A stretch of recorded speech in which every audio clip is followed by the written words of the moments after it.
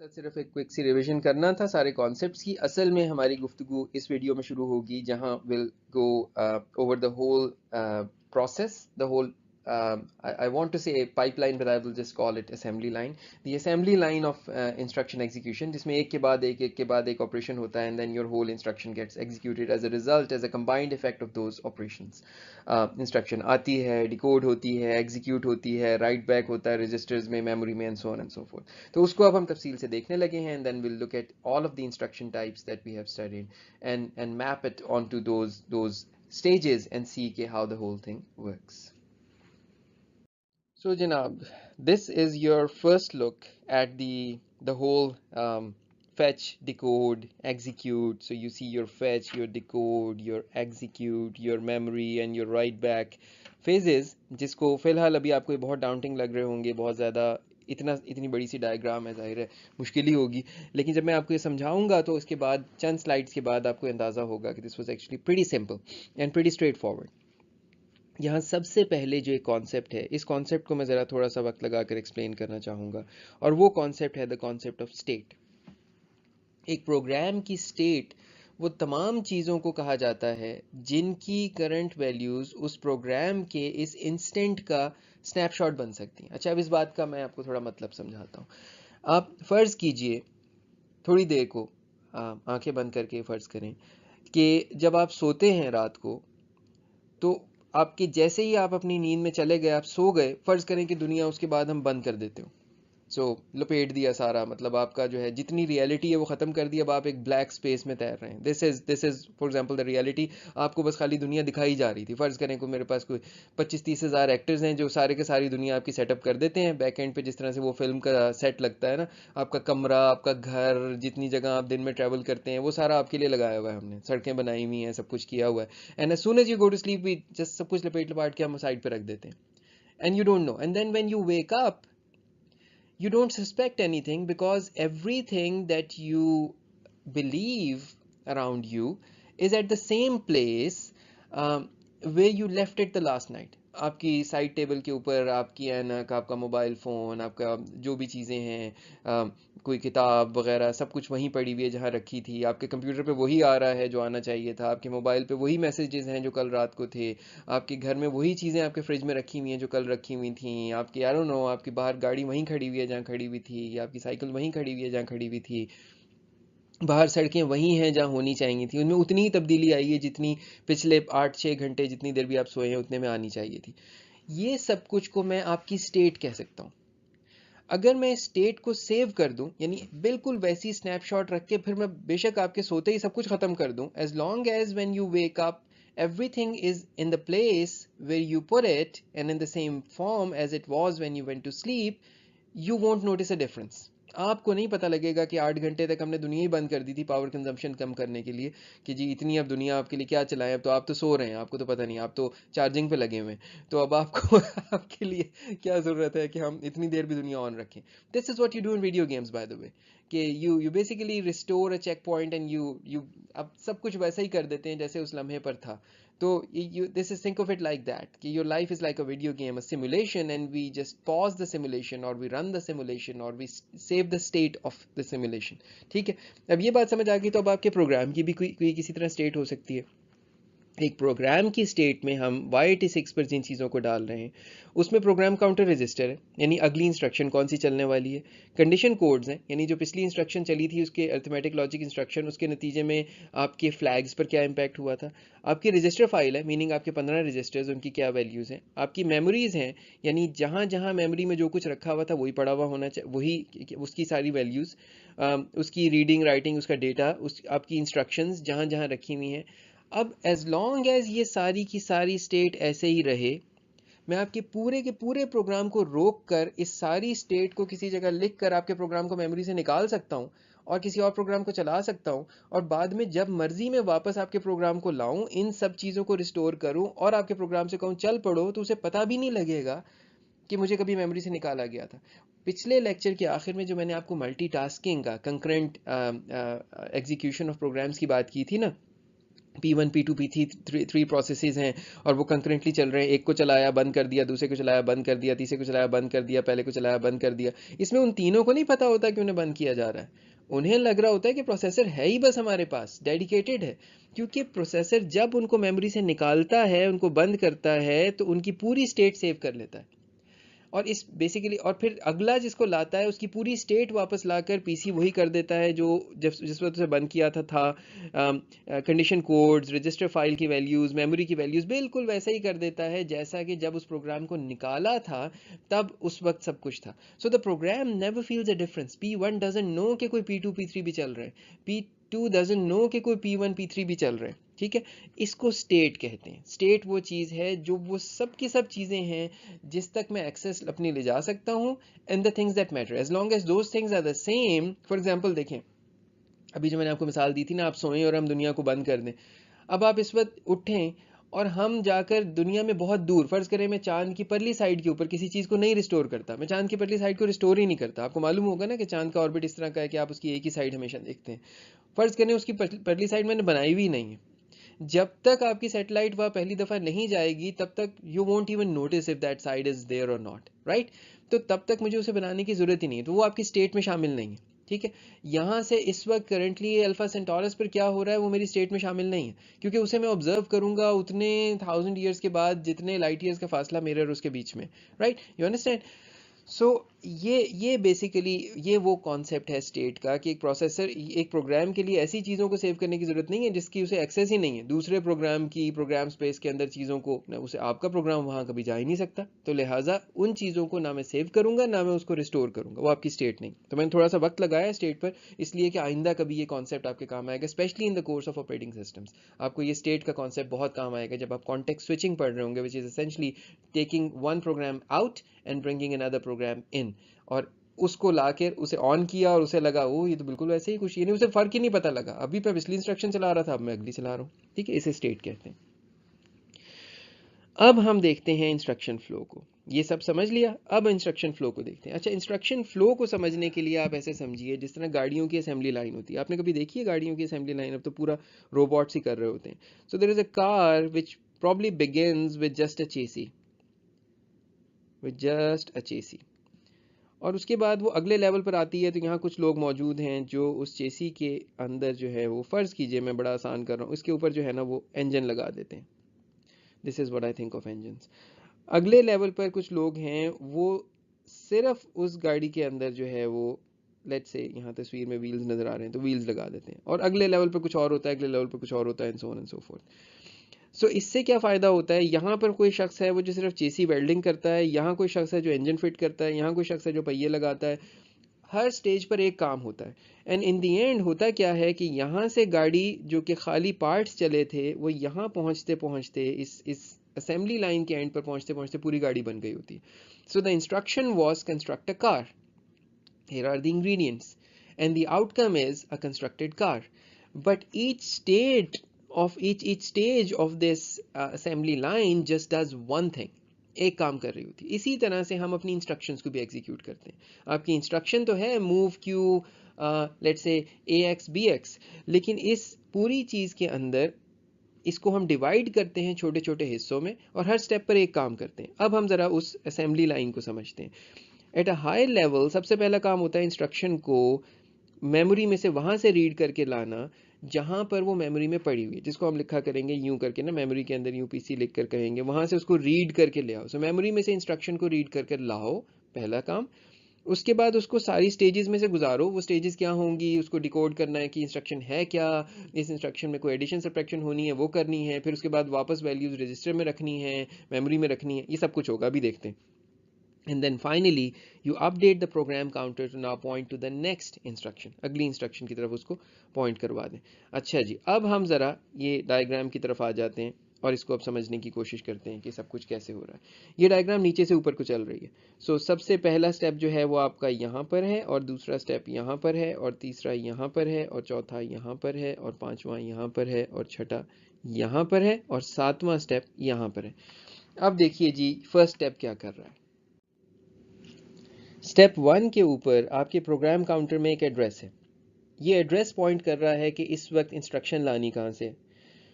आपकी वो मेमोरी जिसको हम मेमोरी का वो हिस्सा जिसको हम इंस्ट्रक्शन मेमोरी कहते हैं, वो जगह जहाँ आपकी इंस्ट्रक्शंस पड़ी हुई हैं, प्रोग्राम काउंटर के थ्रू वो मेमोरी एक्सेस होगी और वहाँ से हम एक इंस्ट्रक्शन को उठाएंगे। उस इंस्ट्रक्शन को उठाकर हमने समझे यहाँ आगे बाहर निकले ना तो निकाल लिया और उसके हिस्से हमने अलग कर लिए हैं। तो वो इंस्ट्रक्शन जो यहाँ बाहर निकली उसका कोड का हिस्सा ये आई कोड निकला है, आई फन हम कह रहे हैं उसके उस हिस्से को जहाँ पे उसका फंक्शन कोड है, आर ए और आर बी कह रहे हैं अगर उसमें कोई रजिस्टर्स के नाम थे, वरना यहाँ पर जाहिर है कि वैल्यू नहीं होगी, या एफ होगा। और वेल सी हम कह रहे हैं कॉन्स्टेंट वैल्यू को। तो एक इंस्ट्रक्शन को लिया और उस इंस्ट्रक्शन के ये सारे के सारे हिस्से अब निकल आए हैं हमारे पास। So we have fetched an instruction. Secondly साथ ही साथ जो पीसी की वैल्यू थी उसे आपने इंक्रीमेंट भी कर लिया। इंक्रीमेंट कितना किया?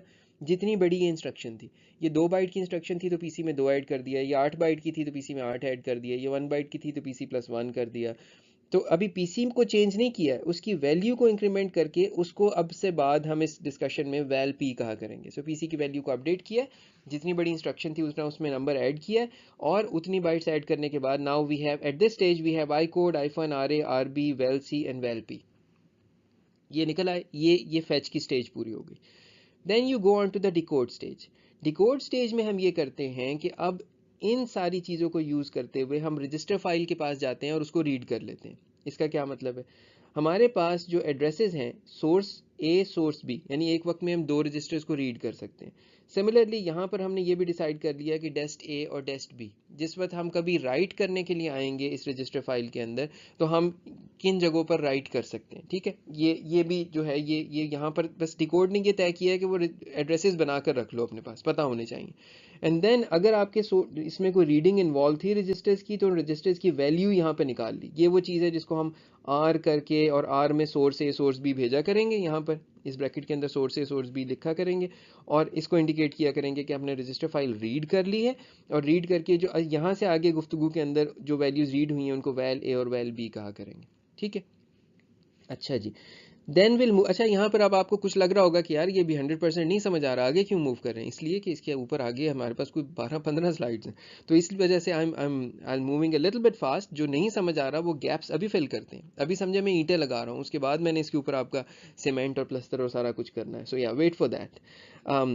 Then in the execute stage जो पिछले स्टेज में चीज़ें निकली हुई हैं उन सारी चीज़ों में अब अगर कोई अरिथमेटिक लॉजिक ऑपरेशन होना है तो ALU की दोनों इनपुट्स को हम ALU A ALU B कहते हैं। ये ALU में से गुजरेंगे तो जो आंसर निकलेगा उसको हम वैल ई कहते हैं। ठीक है, और साथ ही साथ ALU में से आपके कंडीशन कोड्स भी सेट हो जाते हैं जिसको हम कंडीशन CND कहेंगे। ये बहुत सारे एब्रीविएशंस हैं लेकिन ये याद रखने की ज़रूरत नहीं है, बस जहन में इतना रख लें कि आगे यूज़ कर सकें हम इनको। जब मैं इनका जिक्र करूँ तो आपको याद आ जाए कि अच्छा ये वो था। ALU की आउटपुट को वैल ई कहते हैं, कंडीशन कोड्स को CND कहते हैं, ALU की इनपुट्स को ALU A ALU B कहते हैं and so on and so fourth. अच्छा, अगला स्टेज ये है कि अगर इस इंस्ट्रक्शन में कोई मेमोरी राइटिंग इन्वॉल्व थी, यानी कोई टू मेमोरी इंस्ट्रक्शन थी, रजिस्टर टू मेमोरी इंस्ट्रक्शन थी, या लेट्स से ये पुश की इंस्ट्रक्शन थी, तो ऐसी इंस्ट्रक्शन के केस में you need your address and data और वो डेटा मेमोरी के अंदर वो चीज़ राइट हो जाएगी। ठीक है, ठीक है, और उसके बाद ये राइटिंग आपकी मुकम्मल हो गई and then there is a write back stage. और राइट बैक स्टेज का मतलब ये है कि इस स्टेज में अगर कोई रजिस्टर फाइल में वापस चीज़ राइट होनी थी, यानी मेमोरी में से अगर आप फर्ज करें रीड कर रहे थे कि ये मेमोरी स्टेज में मैंने सॉरी आप खाली राइटिंग का जिक्र किया था, इसमें रीडिंग राइटिंग दोनों है। अगर मेमोरी रीडिंग इन्वॉल्व थी तो वैल एम यहाँ से निकल आई, रीड कर ली मेमोरी और उसकी वैल्यू वैल एम निकल आई। और फॉर एग्जाम्पल अगर इंस्ट्रक्शन ऐसी थी जिसमें वो चीज़ वापस जाकर किसी रजिस्टर में राइट होनी थी तो यहाँ पर वो राइट बैक होगा और रजिस्टर में वैल्यू राइट हो जाएगी। ठीक है, इस स्टेज के ऊपर।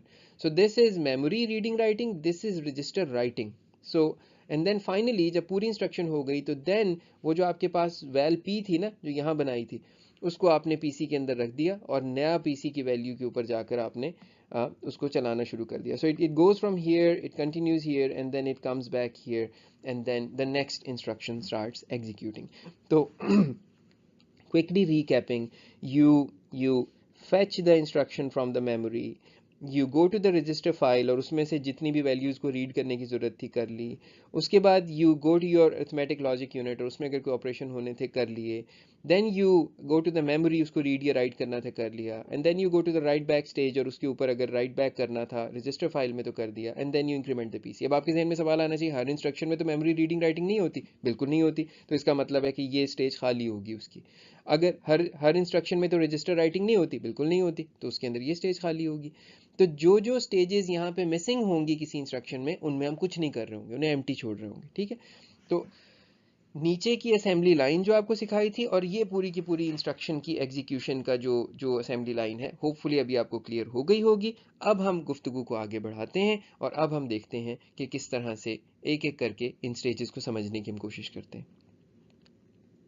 अच्छा, ये आखिरी एरो रह गया था। अच्छा जनाब, अब इन स्टेजेस को दोबारा से देख लीजिए। सो हमने कहा कि फेचिंग की स्टेज के अंदर you read instruction from the memory, from the instruction memory, ठीक है। ये बेसिकली इंस्ट्रक्शन मेमोरी है तो रैम ही कि उसके एक हिस्से को हम इंस्ट्रक्शन मेमोरी कह रहे हैं, एक हिस्से को डेटा मेमोरी कह रहे हैं। So you read instruction from the memory, and then you also increment the program counter जो यहाँ नहीं लिखा हुआ. Then in the decode stage you read the program registers. In the execute stage you calculate and you compute values or addresses. So चाहे वो effective address बनाना हो, चाहे वो कोई addition, subtraction, एंड या एक्सक्लूसिव और करना हो, वो स्टेज के ऊपर होगा। एंड देन राइट बैक के अंदर अगर कोई चीज़ रजिस्टर के अंदर सॉरी मेमोरी के अंदर अगर कोई चीज़ मेमोरी में से रीड या राइट होनी थी वो यहाँ पर होगी, और अगर कोई रजिस्टर के अंदर वैल्यू राइट बैक होनी थी वो यहाँ पर होगी, and then program counter definitely update होगा, और you will move on from there. So कुछ स्टेजेस ऐसी हैं जो मस्ट हैं, वो आपको हर इंस्ट्रक्शन में मिलेंगी, लाइक फेचिंग हमेशा होगी, डिकोडिंग हमेशा होगी, एग्जीक्यूशन किसी न किसी फॉर्म में हमेशा होगी, एंड देन प्रोग्राम काउंटर की अपडेट हमेशा होगी। अब आपको याद आया होगा मैं हमेशा इसे फेच, डिकोड, एग्जीक्यूट साइकिल क्यों कहता हूँ, बिकॉज ये मस्ट स्टेजेस हैं। जो मेमोरी और राइट बैक की स्टेज है ये ऑप्शनल है, कभी होती हैं कभी नहीं होती, ठीक है। अच्छा जनाब, अब ज़रा हम इंस्ट्रक्शन डिकोडिंग को थोड़ा सा मज़ीद तफसील से देखते हैं। आपको याद होगा कि हमारी इंस्ट्रक्शन बड़े अच्छे अंदाज से, इंटरेस्टिंग अंदाज से बनी हुई हैं। सो इस हिस्से को, ये पहले हिस्से को किसी भी इंस्ट्रक्शन के, जैसा कि हमने पहले भी कहा था, इसको हम ये वो है जहाँ पे इस इंस्ट्रक्शन की पूरी डेजिग्नेशन मिल रही होती है, ये कौन सी इंस्ट्रक्शन है और ये क्या करना चाहती है। तो यहाँ पे आपके पास पहली 4 बिट्स के अंदर आपका इंस्ट्रक्शन कोड है, अगली 4 बिट्स में इंस्ट्रक्शन का फंक्शन है, यानी फॉर एग्जांपल जो जैसे आपकी ऑपरेशन इंस्ट्रक्शंस होती हैं, या आपकी कंडीशनल मूव्स होती हैं, या आपकी कंडीशनल जंप्स होती हैं, उसमें आपके ये फंक्शन कोड भी होगा। Then you have the names और the numbers actually of two registers. ये याद रहे, दोबारा याद दिला दूं, these are values between 0 and e, these are values between 0 and e, और अगर ये नहीं होते तो यहाँ पे फिर f हो जाता है, अगर कोई रजिस्टर नहीं है तो f हो जाता है। एंड देन ये आपकी कांस्टेंट वैल्यू है जो कि पॉसिबली आपकी इंस्ट्रक्शन में हो सकती है, इसको हम val c कहा करेंगे। So the instruction format is essentially your instruction byte, which is made up of your I code and I-fun, your optional register byte, which is RA and RB, and your optional constant word, which is VLC. So ये जो पहली वाली चीज़ है ये must है, ये तो हर instruction में होगी, चाहे वो halt हो चाहे no op हो, हर इंस्ट्रक्शन में होगी। बाकी जो अगली हैं वो कुछ इंस्ट्रक्शन में होती हैं, कुछ में नहीं होती, ठीक है। बात समझ में आ गई? अच्छा जनाब, so let's begin the journey. Let's go over each and every instruction now one by one and try to understand कि उसमें अब ये सारे phases किस तरह से चलेंगे, और जैसे जैसे ये सफ़र आगे बढ़ेगा ना आपको चीज़ें आसान से आसान लगना शुरू हो जाएंगी।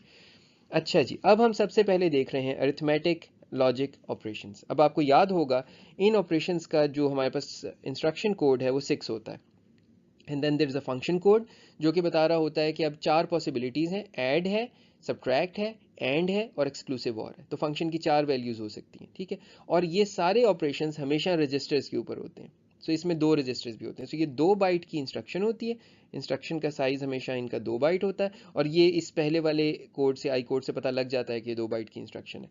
और उस 2 बाइट की इंस्ट्रक्शन में आपके पास instruction code, function code, RA और RB, ये 4 चीज़ें उसमें मौजूद होती हैं। So now let's look at the fetch stage. At the fetch stage you're going to read 2 bytes. कैसे?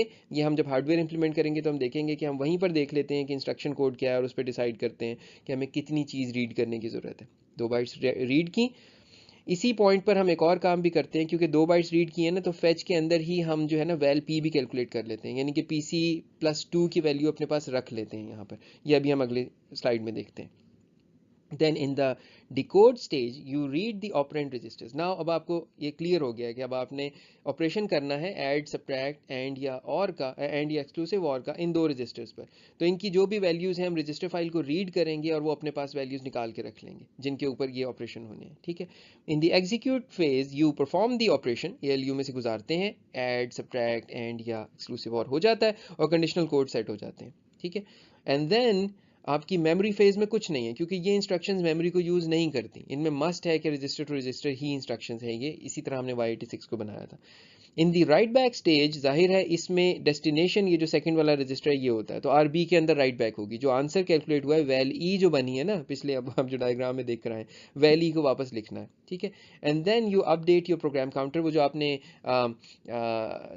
प्रोग्राम काउंटर की वैल्यू पी वैल जो निकाल कर रखी हुई थी, वैल पी जो निकाल कर रखी हुई थी, उसको आपने प्रोग्राम काउंटर में राइट कर देना. अब इसको एक एक करके देखते हैं ये कैसे हो रहा है.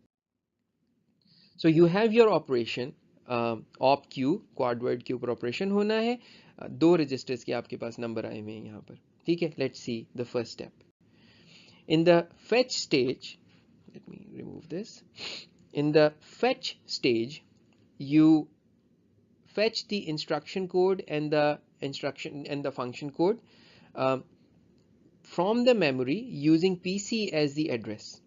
और यहाँ M1 का मतलब है कि मेमोरी में से 1 बाइट रीड कर लो. सो मेमोरी में से सबसे पहले आपने एक बाइट रीड की है. इस बाइट के बाद पता लग जाएगा कि और कुछ रीड करने की जरूरत है या नहीं. सो सबसे पहले you read this 1 byte, and because आप इसको कॉम्बिनेशनल सर्किट के तौर पर कर रहे हैं, अगली बाइट्स आई हुई हैं वहाँ पर, लेकिन आप पहली ही बाइट आपने रीड की है और वो रीड करके अब आपको ये पता लग गया है कि कौन सी है, तो फिर डिसाइड कर लिया कि अगली और कितनी रीड करनी है. So you also read the, because it was code number 6, तो आपने जो है यानी इन operational instruction, operation instruction, op instruction, तो आपने अगली बाइट भी रीड की, जिसका मतलब क्या है, एक बाइट रीड करो PC+1 से. PC पॉइंट कर रहा था इस फर्स्ट लोकेशन पे जहाँ ये पड़ा हुआ था, एंड देन PC+1 पर जो है वो ये अगली रजिस्टर वैल्यू पड़ी हुई है, रजिस्टर RA/RB की. And then you calculate the new value of your program counter. Because ये 2 बाइट की इंस्ट्रक्शन है, लिहाजा आपने प्रोग्राम काउंटर की नई वैल्यू कंप्यूट करके अपने पास रख ली. अभी उसे PC में नहीं रखा है, वैल पी में रखा हुआ है. ठीक है. वैल पी क्या है, फर्ज कीजिए कि ये आपके पास इस स्टेज की इंटरमीडिएट आउटपुट है. ये हम देखेंगे, ये बस पर भी हो सकती है, ये हो सकता है कहीं और भी पड़ी हुई हो, तो ये इंटरमीडिएट वैल्यू है. Alright, in the decode stage, because now this is an op instruction, इसने दोनों के दोनों रजिस्टर्स की वैल्यूज रीड करनी है, लिहाजा आपने रजिस्टर फाइल में गए और RA को रीड किया. ठीक है. ये RA की वैल्यू अगेन जैसे मैं बार बार कहता आ रहा हूँ, 0 से लेकर E के बीच में एक नंबर है. तो आपने जो यहाँ पर ये RA/RB निकाले थे ऊपर, let me use a different colour, ये जो RA/RB निकाले थे उनको यूज करते हुए अब आपने रजिस्टर फाइल में गए और रजिस्टर्स को रीड कर लिया. जैसे AX00 है तो आपने 00 की उस फाइल के अंदर गए, यानी वहां पर 15 रजिस्टर्स के अंदर से रजिस्टर नंबर 00 की वैल्यू रीड की और वैल A में रख दी. It's an intermediate value. Similarly val B में आपने जो रख दी इसकी दूसरी वाली वैल्यू RB की, यानी दोनों रजिस्टर्स रीड किए और इस आपने टेम्प्रेरी लोकेशंस पे, ये लोकेशंस भी हो सकती हैं, ये बस भी हो सकती है. जब हम हार्डवेयर में जाएंगे ना फिर उसको देखेंगे. फर्स्ट बस हम अभी इनको नाम दे रहे हैं कि ये उठाकर रख दी हैं. This could be stored on the, this is possible कि ये सब काम कॉम्बिनेशनली होना है, और इट इज़ पॉसिबल कि इसको हम किसी इंटरमीडिएट रजिस्टर में रख रहे हैं और उसमें ये वैल्यूज़ निकाल रहे हैं. ठीक है. दोनों चीज़ें मुमकिन है, अभी आप उस पर सोचने की जरूरत नहीं है. बस वैल A में रजिस्टर A की वैल्यू रखी हुई है, वैल B में रजिस्टर B की वैल्यू रखी हुई है. Now you executed. सो आपने वैल A और वैल B जो पिछली स्टेज में आई थी उन दोनों को पकड़ा, उन पे ऑपरेशन परफॉर्म किया, यानी एडिशन, सब्ट्रैक्शन एंड या एक्सक्लूसिव और का आपने ऑपरेशन परफॉर्म किया, और ऑपरेशन परफॉर्म करने के बाद आंसर को वैल E में रख दिया, इंटरमीडिएट वैल्यू वैल E में रख दिया, और आपने कंडीशन कोड्स को सेट कर दिया.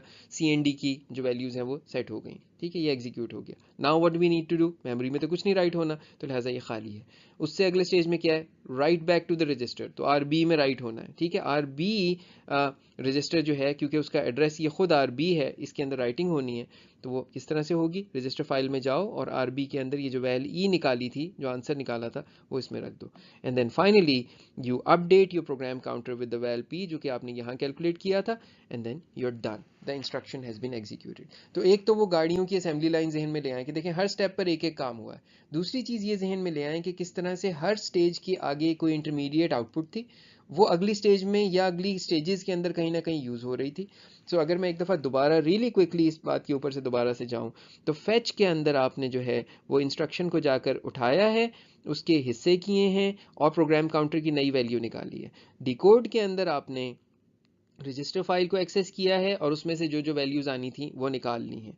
एग्जीक्यूट के अंदर आपने ALU को एक्सेस किया है अगर उसकी ज़रूरत थी, यहाँ पर थी, और कंडीशन कोड्स को सेट किया है और उसके आंसर्स को अपने पास इंटरमीडिएट रख लिया है। मेमोरी के अंदर कोई चीज़ मेमोरी में रीड राइट होनी थी तो करते, और राइट बैक के अंदर रजिस्टर फाइल में वापस कोई चीज़ लिखनी है तो लिखते, और जैसा कि यहाँ लिखी है, एंड देन प्रोग्राम काउंटर के अंदर वो उसकी नई वैल्यू चली गई। सो this is your first example of how this whole thing, this instruction op q rarb, is implemented using these microcodes, these micro operations. So in micro operations ने fetch, decode, execute, memory, write back and pc update ने enable किया है कि हम इस instruction को implement कर सकें। ठीक है, ये समझ में आ गया। अब आगे चलते हैं और आप देखेंगे कि चीज़ें इसी तरह से सिंपली आगे भी आपको समझ आती जाएंगी इंशाल्लाह। Alright, now let's look at the rm move instruction. rm move आपको मालूम है register to memory move है, तो अब मेमोरी को इसमें एक्सेस करना पड़ेगा। क्या होगा, सबसे पहले फैच के अंदर आपने 10 बाइट की इंस्ट्रक्शन रीड करनी है। ये जब उसकी पहली बाइट रीड करेंगे पता लग जाएगा कि इसका इंस्ट्रक्शन कोड 4 है, दैट मीन्स कि ये 10 बाइट की इंस्ट्रक्शन है। तो आप बाकी इंस्ट्रक्शन को भी रीड करेंगे और टेम्प्रेरी जगहों पर उसको उसकी वैल्यूज़ को हम नाम दे देंगे, RA RB D को कहीं ना कहीं रख देंगे, अभी देखते हैं। ठीक है, एंड देन इसका फंक्शन कोड तो ज़ीरो है, इसमें सिर्फ एक ही इंस्ट्रक्शन होती है तो उसका कोई मसला नहीं है। अच्छा जी, डिकोड के अंदर हम ऑपरेंड रजिस्टर्स जो हैं, सो रजिस्टर फाइल रीड करेंगे और because it's a register to memory move, तो एक ही रजिस्टर इसमें इंपॉर्टेंट होगा, तो वो वैल्यू हम वहाँ से रीड कर लेंगे। ठीक है, दूसरा काम यहाँ पर यह है कि एग्जीक्यूट है उस इंस्ट्रक्शन का, तो अब इफेक्टिव एड्रेस निकलना है। आपको याद होगा कि इसमें जो इफेक्टिव एड्रेस कंप्यूटेशंस होती हैं वो डी, और यहाँ पर आपके रजिस्टर का RB, सॉरी ऊपर मैंने कहा था ना एक रजिस्टर निकलना है दूसरा भी निकलना है, उसमें एड्रेस है ना, तो DRB से आपकी इंस्ट्रक्शन की कैलकुलेशन होती है, तो ये D प्लस RB होगा और आपका इफेक्टिव एड्रेस बन जाएगा। सो this is an ALU operation, ये ऑपरेशन एग्जीक्यूट स्टेज पे होगा। एंड देन ये जो भी नया एड्रेस बना है इस पर जाकर आप मेमोरी को राइट करेंगे इन द मेमोरी स्टेज, उसके अंदर आपने जो भी आपकी RA की वैल्यू थी रखी, and then write back to the registers में कुछ नहीं होना because this is a register to memory instruction, तो रजिस्टर में तो कोई तब्दीली नहीं आनी। And then you increment your program counter by 10, जो कि आप इसेंशली आपने यहाँ पर वो वैल P कैलकुलेट कर ली थी, this is just PC is equal to val P करना है। अब इसको तफसील में जाकर देखते हैं। So you have your instruction rm move q RA D RB, ये आपकी इंस्ट्रक्शन है। आपने सबसे पहले इसकी फर्स्ट बाइट रीड की M1, यानी एक बाइट उठाओ प्रोग्राम काउंटर की लोकेशन से। उसके बाद अब पता लग गया कौन सी इंस्ट्रक्शन है, तो फिर एक और बाइट उठाओ जिससे आपको रजिस्टर्स के नाम पता लग जाएं, और उसके बाद अगली 8 बाइट्स उठाओ PC+2 की लोकेशन से और उसको वैल C में रख दो। ठीक है, इसका नाम अब से वैल C रख दिया आपने, and then again val P के अंदर आपने प्रोग्राम काउंटर +10 करके रख दिया। सो this is your fetch stage. अब चलते हैं डिकोड पे। अब अपने आपके लिए आसानी ये है कि अब ज़रा कोशिश ये करें अपने तौर पर वीडियो पॉज करके खुद से कोई हिसाब लगाएं कि अगली स्टेज में क्या हो रहा होगा। ये अगर आप करने लगेंगे ना तो आप एक्टिवली इंगेज हो जाएंगे और थोड़ा सा चीज़ें आपको ज़्यादा आसानी से समझ आने लगेंगी। इस स्टेज पर हमने दोनों रजिस्टर्स को रजिस्टर फाइल से रीड किया है। सो RA को जो भी 0 से E तक का नंबर था, RB को, दोनों को रीड किया। एक को हमने एज अ सोर्स यूज़ करना है और दूसरे को हमने एज एन एड्रेस यूज़ करना है। ठीक है, वैल A और वैल B हमारे पास आ गई। Then we compute the effective address. उसके करने के लिए हमने क्या किया है, हमने वैल B जो ऊपर आई थी प्लस द कांस्टेंट वैल्यू जो कि इस रजिस्टर में थी, यानी दिस एंड दिस, इनको आपस में ऐड किया और वैल E बना लिया। वैल E अब इफेक्टिव एड्रेस है। So this is my effective address, this is my EA, this is the effective address जहां पर एक्चुअली राइट होना है। सो मैंने अल्टीमेटली जाकर मेमोरी में इफेक्टिव एड्रेस के ऊपर अल्टीमेटली रखनी है वैल्यू वैल A की। ये मुझे काम करना है आगे जाकर। ठीक है, और ये 8 बाइट की वैल्यू होगी। ठीक है, तो मैंने सिर्फ यहाँ पे आप वही जैसे जो मैं आपसे करने को कह रहा हूँ ना कि अगली स्टेजेस को खुद से ज़रा इन्फर करें कि उसमें क्या होने वाला है मेमोरी के अंदर। सो ये बिल्कुल साथ ही हो गया, M8 वैल E के ऊपर आपने जाकर ये वैल A रख दी। ठीक हो गया, क्लियर हो गया जी, कोई इसमें मसला, कोई इसमें परेशानी होपफुली आपको नहीं होगी। You write to the memory and then in the write back stage कुछ भी नहीं होना क्योंकि ज़ाहिर रजिस्टर में तो कुछ राइट नहीं होना था, and then you increment your PC, वो जो नई वैल्यू है वो अपने PC के अंदर रख दी। ठीक है, सो एड्रेस की कंप्यूटेशन आपने ALU से करवाई है। जिस तरह हार्डवेयर जोड़ा हुआ था उसकी वजह से आपको इस तरह से करना पड़ा। Next we have our pop instruction. The pop instruction, तो पॉप इंस्ट्रक्शन क्या करती है, ये आपकी स्टैक में से एक वैल्यू यानी मेमोरी में से एक वैल्यू निकालती है और उसको उस रजिस्टर में रख देती है जिसका यहाँ पर नाम दिया हुआ है। इसका कोड है बी, आपकी उस सीक्वेंस के अंदर ये आखिर में थी बी है, इसका कोई फंक्शन कोड नहीं है, जीरो है, इसमें एक ही होता है। एक इसमें रजिस्टर है जिसके अंदर आपने वैल्यू को पॉप करके रखना है, और दूसरे के अंदर कोई रजिस्टर नहीं है, उसके अंदर हमने देखा था कि ये वैल्यू जो भी पड़ी हुई होगी वी रियली डोंट केयर कि वो क्या है।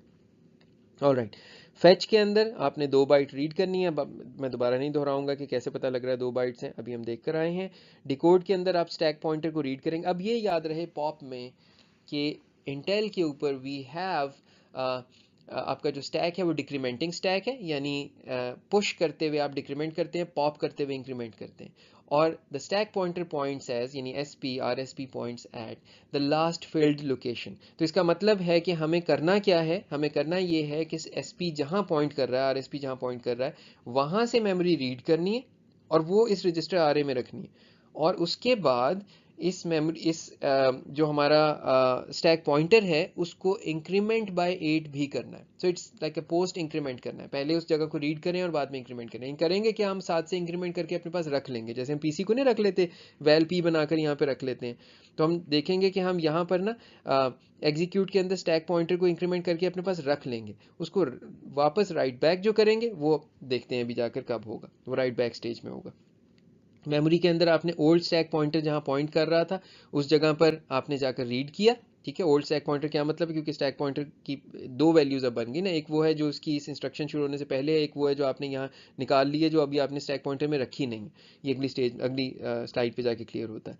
Then in the write back stage you update the stack pointer and you write the result जो कि मेमोरी से रीड होकर आया है in your register RA and then you increment the program counter by 2। इसकी अगली स्लाइड बहुत ज़रूरी है, अगर अभी कोई कंफ्यूजन है तो परेशान ना हो, अगली स्लाइड में इंशाल्लाह क्लियर हो जाएगी।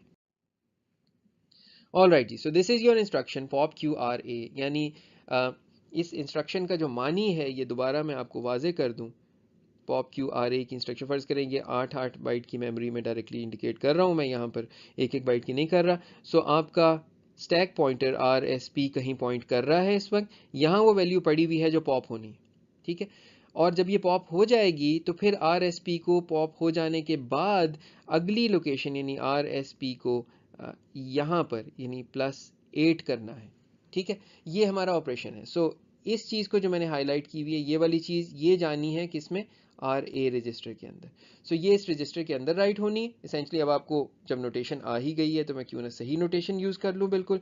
तो ये बेसिकली रजिस्टर फाइल में जाकर आर ए में राइट होनी है, ये वाली चीज़ जो मेमोरी में यहाँ पड़ी हुई है। और आर एस पी के अंदर जो नई वैल्यू आनी है वो ये वाली आनी है, ये आर एस पी +8 की वैल्यू, ठीक है। सो अगर मैं ये कहूँ register file R S P में ये वैल्यू राइट होनी। सो ये हमारा पॉप का ऑपरेशन है। अब जरा देख लेते हैं कि ऑपरेशन इंप्लीमेंट कैसे हो रहा है।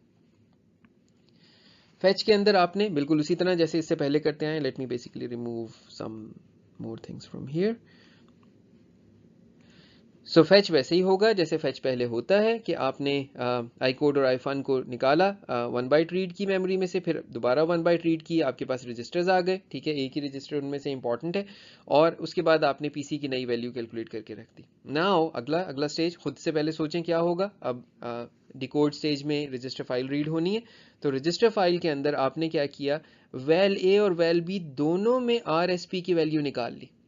ये क्यों किया, क्योंकि हमें आरएसपी की पुरानी वैल्यू भी चाहिए ये उठाने के लिए, और उसकी नई वैल्यू भी चाहिए वापस आरएसपी में रखने के लिए। तो एक को हम बढ़ा लेंगे, एक को बाय इंक्रीमेंट बाय 8 कर देंगे, दूसरी को हम यूज करेंगे सिंपली मेमोरी को एक्सेस करने के लिए। So that's why we made 2 copies of it.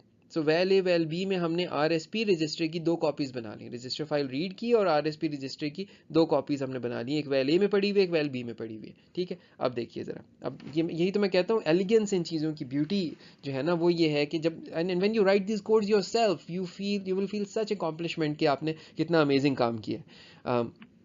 All right, so here we are actually calculating the new value of the register RSP, ठीक है। और इसमें हमने वैल बी के ऊपर ऑपरेट किया, वैल बी के ऊपर ऑपरेट करके हमने वैल ई कैलकुलेट कर ली, ठीक है। सो वैल बी की मदद से हमने जो है ये वैल बी एसेंशली इसकी जो वैल्यू थी, जो ये स्टैक पॉइंटर था आपका आर एस पी, इसमें हमने +8 करके वैल ई में रख लिया temporarily. And now you read the memory from the location val A. वैसे बाय द वे आप ऊपर ये सवाल कर सकते हैं कि जी वैल बी मॉडिफाई तो नहीं हुई। जी बिल्कुल नहीं हुई, और ये कॉपी बनाने की दो जगह सिर्फ ये ज़रूरत थी कि हार्डवेयर में पार्ट्स अलग अलग हैं। वैल ए और जगह जाता है, वैल बी और जगह जाता है। एक को हमने भेज दिया है मेमोरी को यूज़ करने के लिए, यहाँ मेमोरी एक्सेस करने के लिए। एक को हमने भेज दिया है ALU के पास कि उसमें वो 8 ऐड करे और ये वाला रिजल्ट निकाले। इस वजह से ये वाला मसला है। खाली आप अगर इस बात पे कहीं परेशान हो रहे हो कि क्या हो रहा है, बाय द वे पिछली इंस्ट्रक्शन में पॉप के अंदर आपको वो जो 8 लिखा हुआ नज़र आया था ना, रजिस्टर RA के साथ जो 8 लिखा नज़र आया था, वो ये वाला 8 था कि हम एग्जीक्यूट में डायरेक्टली यहीं से इंस्ट्रक्शन के अंदर से ये पूरी बाइट तो उठाई भी है ना, तो RB के अंदर 8 पड़ा हुआ है। So you are essentially doing RA + RB। So इन दोनों रजिस्टर्स में से जो वैल्यूज़ आ रही हैं ना, जो इनकी उन दोनों वैल्यूज़ को रीड कर लेते हैं। बस सिर्फ यहाँ पर लिखने में हमने उसको नहीं उस तरह से डिटेल में हाईलाइट किया हुआ, अगरचे हो ये रहा है। ठीक है, सो अब आपने मेमोरी को रीड किया और उसको वैल M में रख लिया अपने पास। अब क्या होना है, अब राइट बैक स्टेज में दो काम होने हैं। SP के अंदर नई SP की, RSP के अंदर नई RSP की वैल्यू जानी है, और आपके RA के अंदर रजिस्टर फाइल में जाकर RA के अंदर ये वैल M जानी है जो मेमोरी से रीड होकर आई है। So let's look at that.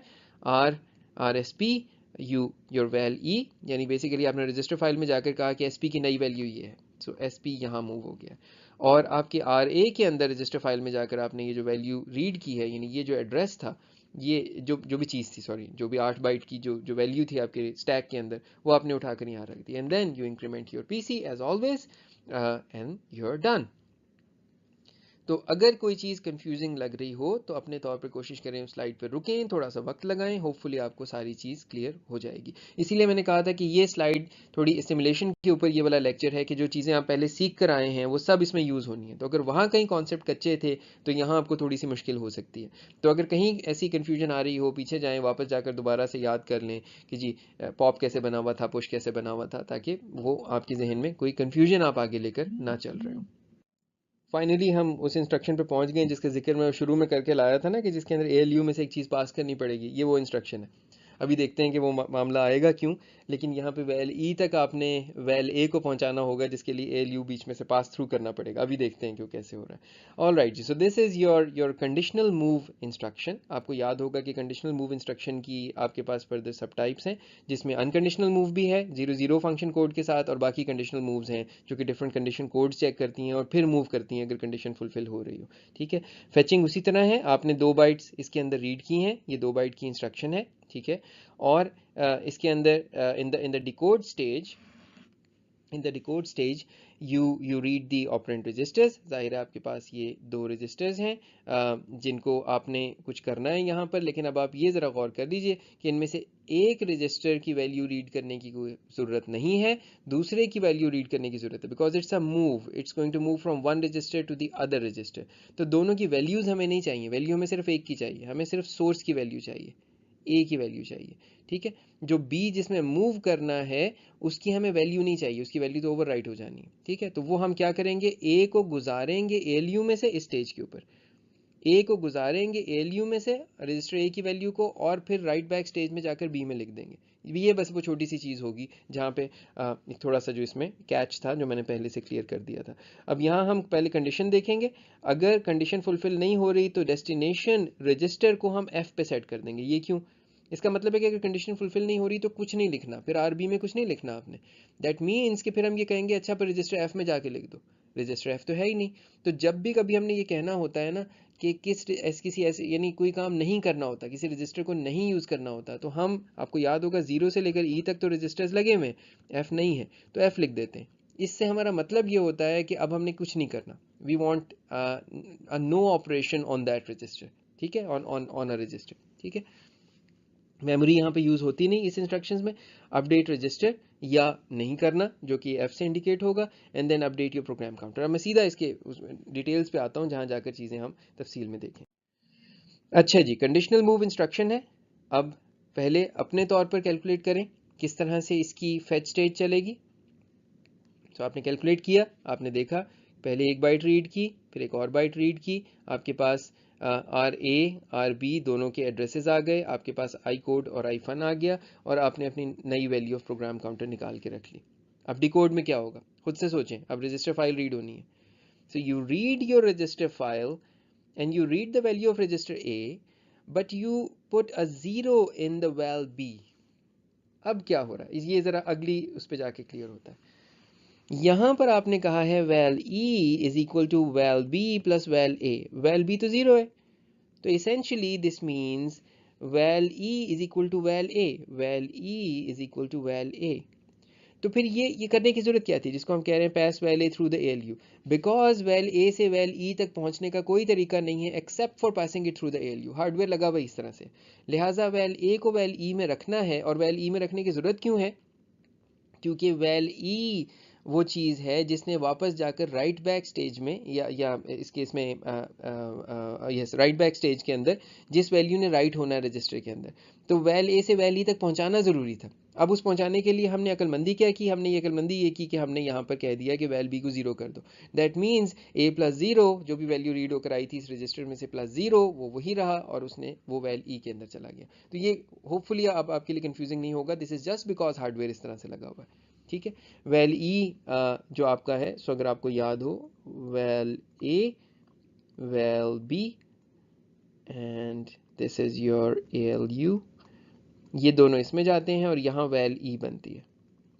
तो वैल ई बनने के लिए ज़रूरी है कि वैल ए को आपको पास करना पड़ेगा इस ALU में से। ये चीज़ फर्दर क्लियर होगी जब मैं आपको हार्डवेयर पढ़ा रहा हूँ। जब अगले लेक्चर के अंदर हार्डवेयर के जिक्र आएगा तो ये बिल्कुल क्रिस्टल हो जाएगा कि अच्छा जी यहाँ से गुजरने के अलावा कोई रास्ता ही नहीं था, यही एक रास्ता था जिससे करना है। ठीक है, and the second thing in the execute stage would be, ये चेक कर रहा है कि अगर कंडीशन कोड नहीं है फुलफिल, सो कंडीशन कोड जो भी लगा हुआ है और आपका फंक्शन यानी less than equal to, greater than equal to, equal, वो सब जो भी फंक्शन है ये उसकी बेस पे कंडीशन चेक करता है और कहता है अगर नहीं है तो फिर RB यानी जो जहाँ पे राइट करना है ना उस एड्रेस को F कर दो, यानी रजिस्टर F में लिखें, जो कि नहीं लगा हुआ तो यानी कहीं नहीं लिखेगा। अदरवाइज तो RB के अंदर रजिस्टर का नाम मौजूद है जहां पर आपने राइट करना है। अब देख लेते हैं कैसे होगा।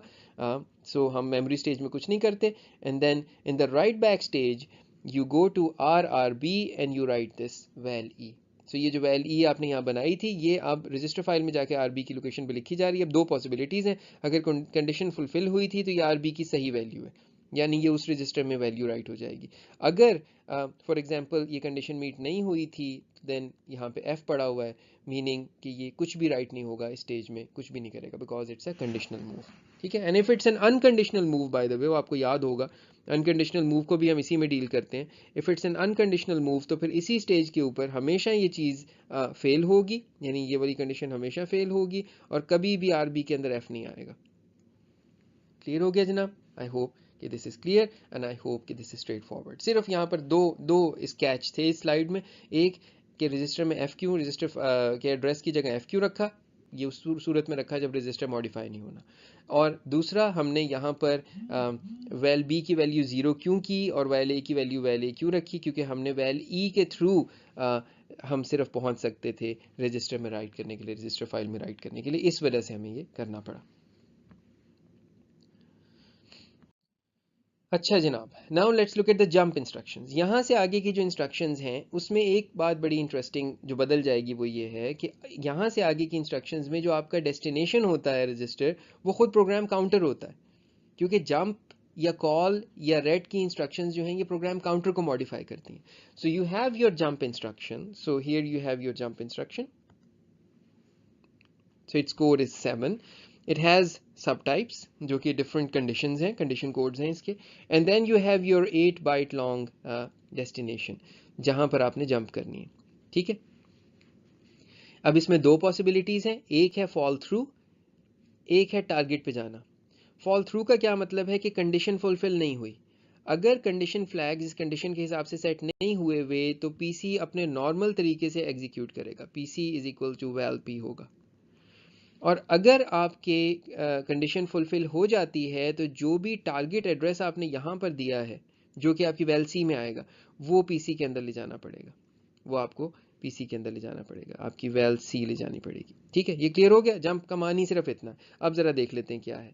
फैच में 9 बाइट्स रीड होंगी, 1 बाइट ये और 8 बाइट का address. Increment the PC by 9, आपने यहीं पर पीसी को 9 से इंक्रीमेंट करके एक वैल्यू आपके पास ये बन गई है। उसके बाद आपने डिकोडिंग के अंदर कुछ नहीं करना क्योंकि रजिस्टर से यहाँ कोई वास्ता ताल्लुक नहीं है। एग्जीक्यूट के अंदर आपने जाकर देखना है कि जंप होनी है या नहीं होनी। अगर तो जंप होनी है, अब आगे जाके देखते हैं क्या होता है। मेमोरी स्टेज में कुछ नहीं है क्योंकि मेमोरी को कोई मॉडिफाई नहीं करना। राइट बैक में कुछ नहीं है, किसी रजिस्टर की वैल्यू अपडेट नहीं हो रही। जो असल गेम है वो यहाँ पीसी अपडेट में हो रहा है। पीसी अपडेट के अंदर set PC to the destination which is जो आपकी वैल्सी होगी, इफ ब्रांच टेकन और टू द इंक्रीमेंटेड पीसी, ये जो आपने यहाँ पर निकाला वैल पी निकाला हुआ होता है, if if branch is not taken. अगर ये अनकंडीशनल ब्रांच है तो हमेशा जो है वो डेस्टिनेशन के ऊपर ये सेट होगा। और अब हम देखते हैं बिल्कुल ये उसी तरह से होगा जिस तरह से अभी हम पीछे कंडीशनल मूव देख कर आए। अच्छा जी, ये आपकी जंप की इंस्ट्रक्शन है। ठीक है, आगे एक्स एक्स के अंदर आपका जो है वो कंडीशन है, किस कंडीशन के ऊपर, और डेस्टिनेशन वो एड्रेस है जिसके ऊपर आपका पीसी सेट होगा अगर ये जंप की कंडीशन फुलफिल हो रही है। सो आपने फैच के अंदर रीड किया, एक बाइट रीड की जिससे आपको आई कोड और आई फन मिल गया। यहीं पर आपने दो काम किए। आपने एक काम ये किया कि आपने वेल सी के अंदर रखा 8 बाइट के उस एड्रेस को, डेस्टिनेशन एड्रेस को जो जिसके ऊपर हमें जंप करना पड़ सकता है। एंड देन वेल पी में आपने पीसी प्लस 9 करके रख लिया। 9 बाइट की इंस्ट्रक्शन है ना, तो पीसी प्लस 9 करके रख दिया। ये तब यूज़ होना है अगर फॉल थ्रू हो जाए, यानी उस केस में जब इंस्ट्रक्शन जो है वो ना चलनी हो। अगर इंस्ट्रक्शन नहीं चलनी, फॉल थ्रू का केस है, सॉरी अगर जंप नहीं होनी। सो अगर जंप नहीं होनी, it's a fall through case, तो दैट मीन्स कि हम इधर जाएंगे, पीसी को नई वैल्यू ये देंगे। और अगर होनी है तो फिर अभी वो आगे एड्रेस को हम देखते हैं कि वैल सी हमारे पास रखा हुआ है, ये वैल सी के ऊपर हमें जाना पड़ेगा। तो ये हमारी जंप होने का केस है, डेस्टिनेशन एड्रेस है। पीसी के अंदर इनमें से दोनों में से कोई एक वैल्यू जाएगी depending on the whether the condition is met और नॉट। डिकोड में कुछ नहीं होना। एग्जीक्यूट के अंदर सिर्फ कंडीशन कोड्स चेक होने हैं। सो कंडीशन के अंदर आपने कंडीशन कोड को चेक किया और अपने फंक्शन को चेक किया, यानी कंडीशन कोड्स देखे, फ्लैग्स देखे कि क्या वो इस less than equal to, greater than equal to उसके हिसाब से सेट हुए हुए या नहीं हुए हुए, और उसके आंसर को CND में रख दिया। CND के अंदर अब आपके पास एक बूलियन आंसर पड़ा हुआ है कि सक्सेसफुल है, जंप करनी है या नहीं करनी है। राइट मेमोरी में कुछ नहीं है, राइट बैक में कुछ नहीं है। And then in this final stage you see कि पीसी इज इक्वल टू, अब ये हमने वो और इफ एल्स यूज किया हुआ है। So if condition, if CND, then यानी if condition is equal to true, then PC is equal to val C, otherwise else PC is equal to val P। I hope कि इसमें कोई मुश्किल आपको नहीं आ रही होगी कि हमने ये कहा अगर कंडीशन मीट हो गई तो जंप कर जाओ, अगर नहीं मीट हुई तो नहीं करो। तो ये हमारी सिंपल सी एक असेंबली थी, असेंबली लाइन थी जो कि हमने माइक्रो कोड से बनाई जंप इंस्ट्रक्शन के लिए। ऑलराइट, जंप की एक मिलती जुलती इंस्ट्रक्शन होती है कॉल, इसको भी आप अच्छी तरह जानते हैं। ये भी अगेन 9 बाइट की इंस्ट्रक्शन है, 8 इसका कोड है, लेकिन इसके कोई फंक्शन कोड्स नहीं है। डेस्टिनेशन वो एड्रेस है जिसके ऊपर आपने अगर कॉल के नतीजे में रिटर्न एड्रेस पुश करके यहाँ जाना होता है। सो अब आपके पास दो चीज़ें हैं जिसमें आप इंटरेस्टेड हैं। एक रिटर्न एड्रेस। रिटर्न एड्रेस क्या होता है bye the way? Return address होता है इस कॉल की इंस्ट्रक्शन से अगली लाइन का एड्रेस, अगली इंस्ट्रक्शन का एड्रेस जहाँ वो शुरू हो रही हो। अगर कॉल की इंस्ट्रक्शन किसी एक एड्रेस पर पड़ी हुई है, ADD पर पड़ी हुई है ये, और ये इंस्ट्रक्शन खुद 9 बाइट की है, तो इससे अगली लाइन का एड्रेस क्या होगा? इस लाइन का एड्रेस क्या होगा? It would be ADD plus 9। ठीक है, ADD प्लस 9। सो ये रिटर्न एड्रेस है हमारा। So return address is essentially this address plus 9, current address या PC प्लस 9, जो करंटली PC जहां पे पॉइंट कर रहा था, यहाँ पॉइंट कर रहा था, प्लस 9 यानी जो अगली इंस्ट्रक्शन चलनी थी, ये उसका एड्रेस है। एंड टारगेट एड्रेस आपका यहाँ पड़ा हुआ है, दोनों चीज़ें मौजूद हैं। ठीक है, अब देखते हैं कि कैसे होता है। सो फैच के अंदर आपने रीड किया, PC को 9 से इंक्रीमेंट कर दिया, ये है आपका return address. And then decode के अंदर आपने स्टैक पॉइंटर को रीड किया, क्योंकि जाहिर है अब स्टैक के अंदर आपने ये काम को करना है। This is like a mixture of your jump instruction and your push instruction. ठीक है, तो आपने स्टैक पॉइंटर को रीड किया या डिकोड के अंदर, करंट वैल्यूज की निकाली, और बिकॉज आपका स्टैक जो है, स्टैक पॉइंटर वहाँ पॉइंट कर रहा है जहाँ पर ऑलरेडी वैल्यू रखी हुई है, तो अब इसको पहले इंक्रीमेंट करना है, तो इसकी दो कॉपियाँ बनाने की जरूरत नहीं है। डिक्रीमेंट करना, sorry it's a decrementing stack, तो बाय 8 डिक्रीमेंट करना है। एग्जीक्यूट स्टेज में स्टैक पॉइंटर को डिक्रीमेंट बाय 8 किया, यानी अब ये वहाँ पॉइंट कर रहा है जहाँ पर हम रख सकते हैं चीज़। मेमोरी स्टेज के अंदर इंक्रीमेंटेड प्रोग्राम काउंटर को new value of stack pointer पर रख देना, यानी रिटर्न एड्रेस को स्टैक के अंदर पुश कर देना है। ये रिटर्न एड्रेस चला गया स्टैक के ऊपर, ठीक है। And then you update the stack pointer, you update the stack pointer, stack pointer की वैल्यू जिसमें आपने 8 का डिक्रीमेंट किया था वो आपने वापस स्टैक पॉइंटर में रख दी। And then you update your PC to the destination, अपने पीसी के अंदर ये डेस्टिनेशन एड्रेस डाल दिया और जंप हो गई। इस कॉल का आखिरी हिस्सा जो जंप होता है वो काम भी हो गया। अब इसको देखते हैं step by step. So you have your call dest instruction, ठीक है, जिसके अंदर होना क्या चाहिए कि आपका पीसी इसके आखिर में हो जाना चाहिए डेस्ट, और इससे पहले आपके स्टैक के ऊपर हो जाना चाहिए पुश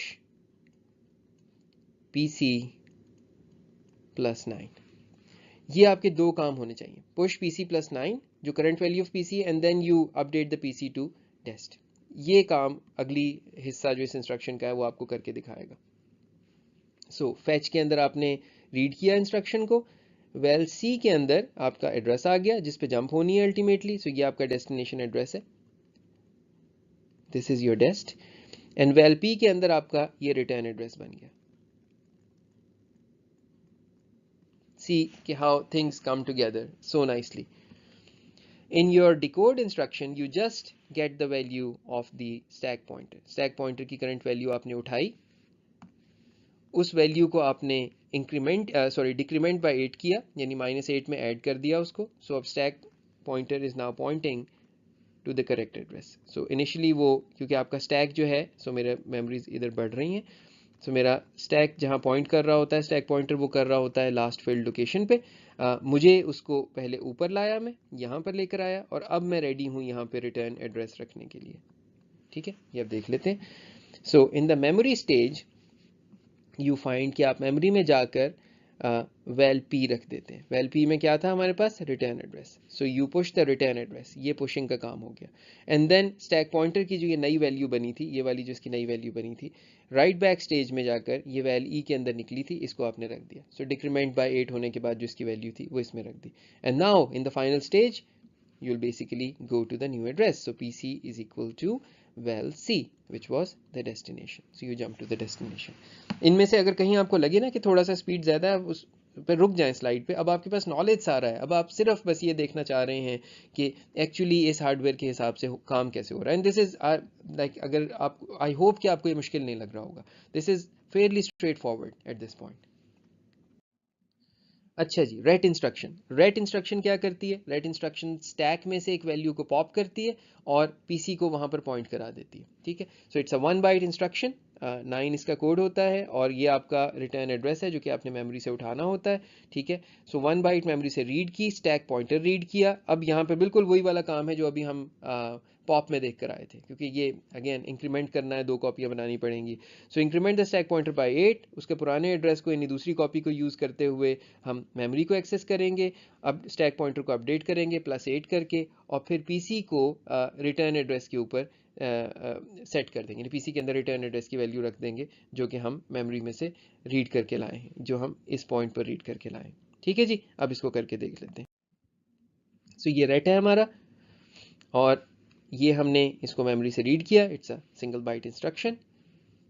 एंड देन बिल्कुल जैसे हमारा पॉप हुआ था, उसी पॉप के अंदाज से you read the val A and val B, और दोनों में आपने एस पी की वैल्यू उठा ली। एक को हम इंक्रीमेंट करने के लिए यूज़ करेंगे, और मेमोरी उससे यूज़ करेंगे, एक्सेस करेंगे, और दूसरे को हम जो है वो एक को हम इंक्रीमेंट करके वापस रखेंगे और दूसरे से हम मेमोरी को एक्सेस करेंगे, ठीक है। अगर कोई बात यहाँ कन्फ्यूजिंग लग रही है तो पॉप में वापस चले जाएं, वहाँ मैंने बहुत तफसील से ये चीज़ बताई थी अभी थोड़ी देर पहले।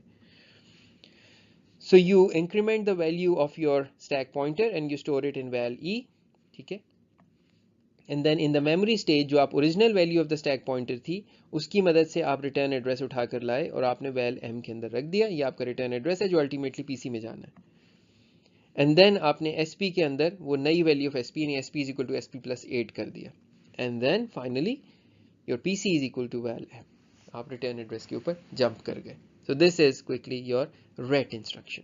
आई होप कि कोई चीज़ आपको यहाँ मुश्किल नहीं लग रही होगी, और आई होप कि आपको ये सिंपल लग रहा होगा, गिवन कि हम जितना बैकग्राउंड अब तक इसका बिल्ड करते हुए आए। सो हम देख ही रहे हैं इन सारी इंस्ट्रक्शंस के अंदर कि we have a fix set of computation steps जो आपको यहाँ नज़र आ रहे हैं, और हर इंस्ट्रक्शन उनमें से कुछ स्टेप्स को यूज़ करती है, कुछ को नहीं करती। सो आप यहाँ पर अगर देखें जो ये लिखे हुए हैं ना, ये सारे के सारे पॉसिबल स्टेप्स हैं, ये मेरी असेंबली लाइन के सारे स्टेजेस हैं। कहीं हथौड़े वाला खड़ा हुआ है, तो कहीं पहिए लगाने वाला खड़ा हुआ है, तो कहीं इंजन लगाने वाला खड़ा हुआ है, and so on and so fourth.